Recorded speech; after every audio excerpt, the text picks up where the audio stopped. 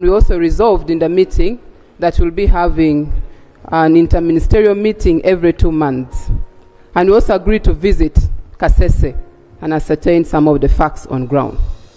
Right Honorable Speaker, allow me begin by laying on table the National Disaster Risk Management Plan.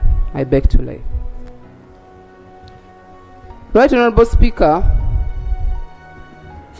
I also have a map that was published that clearly states the district-prone areas of disaster that is captured on the report, which was already uploaded, which cuts across eastern, northern, western, and central region. Right Honourable Speaker, the status of disaster is looming in the country.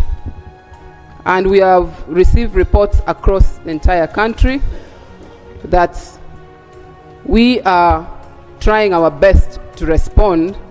However, we are constrained by finances.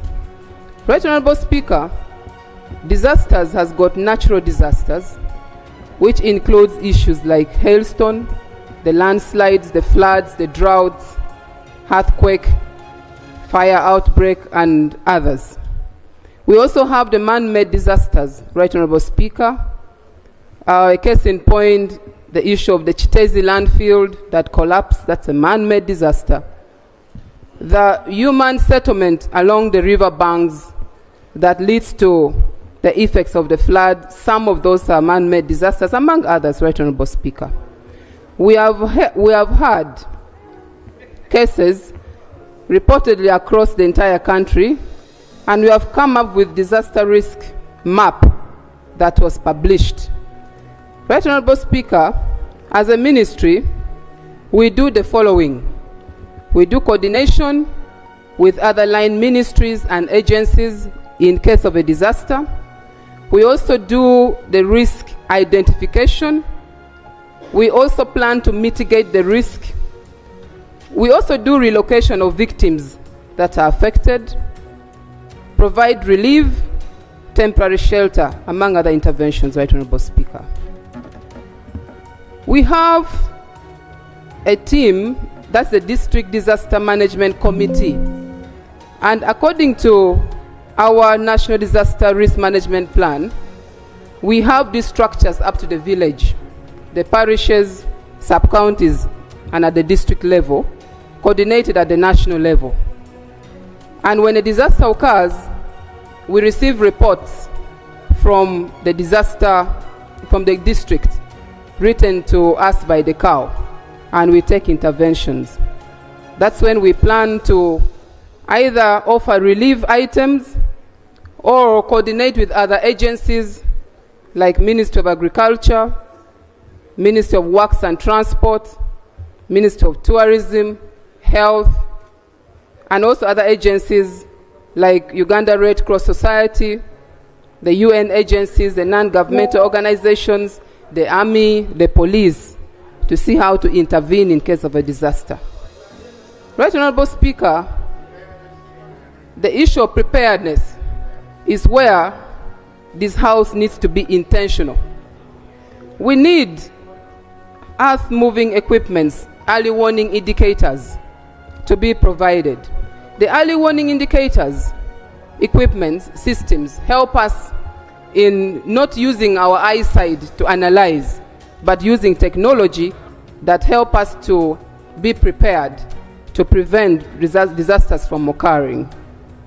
We also need equipment that can be decentralized, Right Honourable Speaker, not at the national level, but the plan that I have laid on table looks at having equipment decentralized across the entire country. In case of a disaster, we are able to respond rapidly and on time.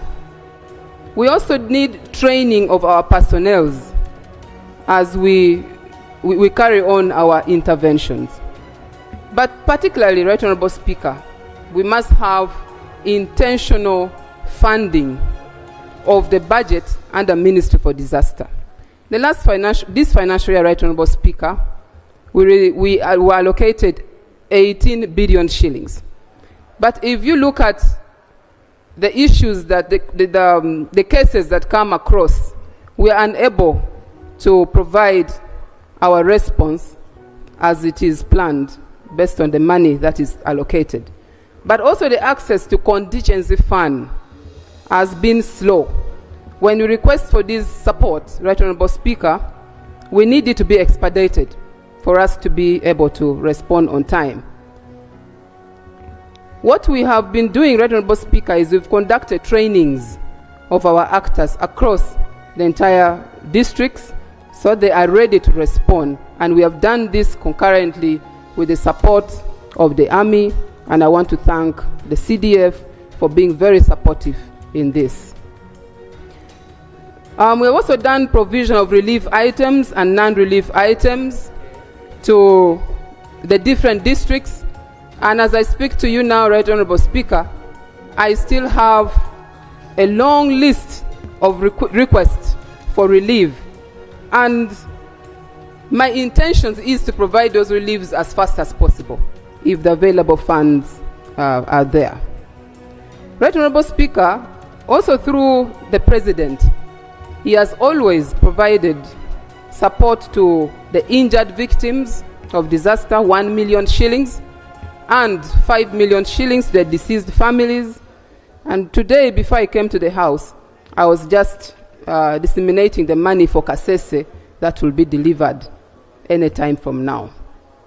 Right Honorable Speaker, all this that I have said, the answers lies in this House to be deliberate on the funding for disaster so that we can be able to be more prepared and be more responsive, and we'll be able to do that. Conclusively, Right Honorable Speaker, the Ministry for Disaster Preparedness is committed to ensuring that the entire country is protected from the hazards and provision of service delivery on time. I thank you. Thank you.